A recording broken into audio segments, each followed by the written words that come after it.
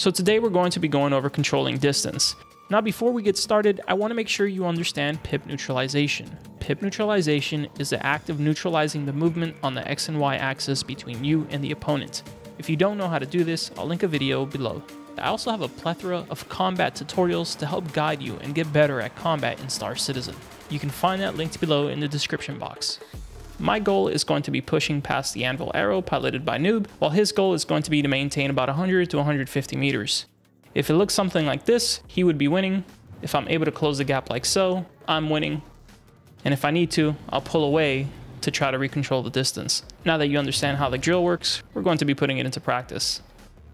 So as we're trying to close the distance, you want to use a little bit of baiting to have the opponent come towards you. Because of our limited spaces, if he were to just hold back strafe, go ahead and hold it, and I were to hold forward strafe, I would never approach or get any closer to the target.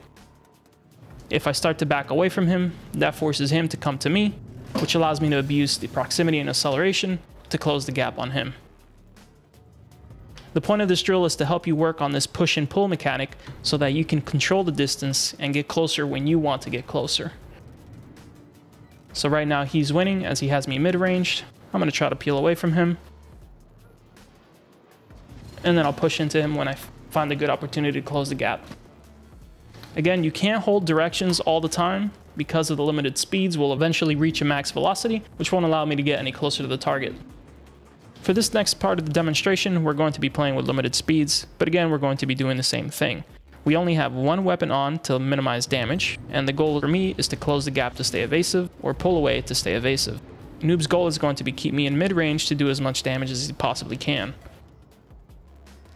Here I'm adding some corkscrews to get away from him. As he starts to push into me, I can now counter and push into him. Tucking in close, making sure I'm evasive and not able to get shot. If I feel like I can't maintain it, I'm going to pull away. This will allow me to get defensive and repeat. This will force you to really manage your thrust management, limit your boost for when you need it, and make sure you only use it as needed. Once you can't maintain that, this is where you have to think about going evasive and pulling away. Evasion with corkscrew like this will help you stay evasive and makes it much harder for him to land those shots. Not to close the gap, I have to neutralize and push into him as he's pushing into me at max speed.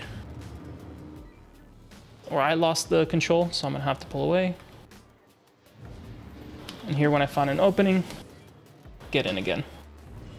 Another main important topic is once we're in this position right here, a lot of people like to hold forward, which doesn't help you stick close. You want to use your right strafe or up strafe, or whatever strafe is needed to get closer to the ship.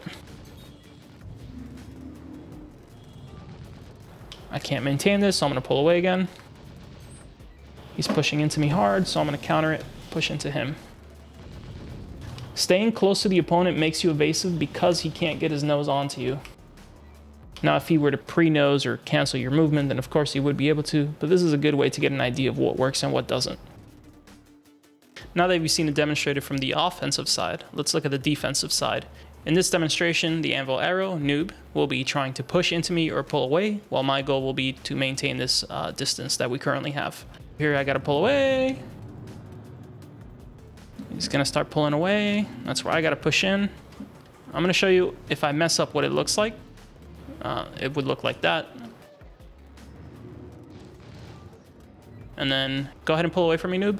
If I let him pull away from me, it would look something like this.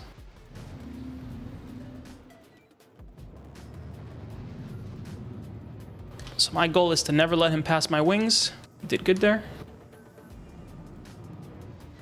His goal is to pass me.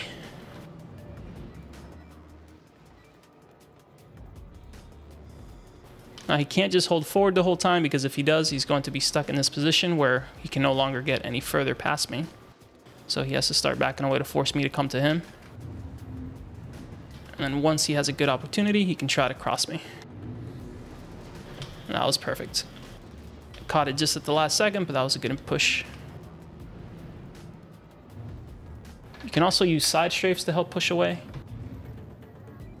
and up strafes to help push into him, and then down strafe it the other way. A lot of this is helpful to understand pip neutralization, which is another video that will be linked if you don't already know how to do that.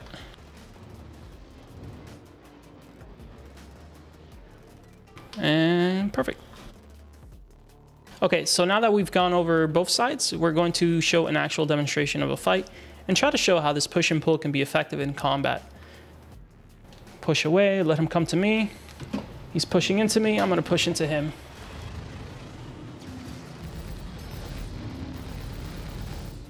Again, dancing around, trying to get closer. Perfect angle there by him. Push away here. Try to reset the fight. Now, normally I would stay in the fight a little bit longer.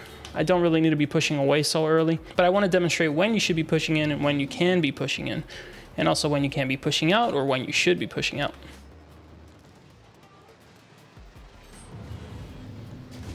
So again here, he's been pushing towards me this whole time, so we have a lot of speed in my vector, so I can use that to close the gap on him. Up strafe here, no forward strafe. Forward strafe here, get closer. Up strafe here, no forward. Boost to the left, boost to the right, down strafe. Get in nice and tight, and push away since he has advantage, and I need to reset. I start to pull away, get my shield back up. Oh, that took a long time. I get my boost up. When you have no boost, it's good to separate and just kind of reset the fight, as not having boost in this game is kind of a death sentence against good pilots. Once I feel like I can come back in, we'll start to re-engage this fight. Again, trying to stay off the forward strafe when I don't need it, only using my strafes to neutralize that pip and get close, and side strafing when I feel he has guns to get a little bit closer and swing around his side.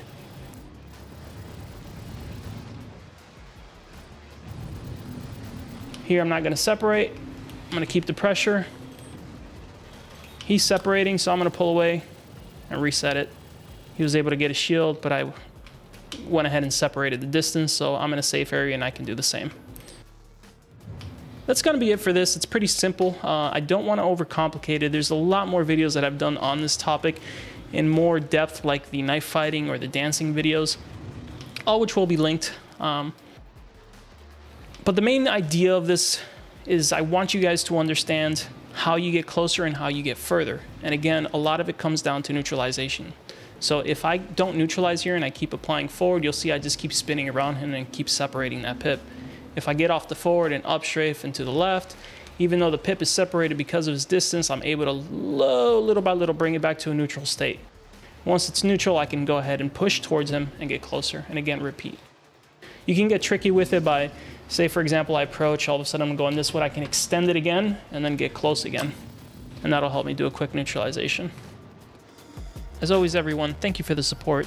That's going to be it for this video, and I'll catch you guys on the next one.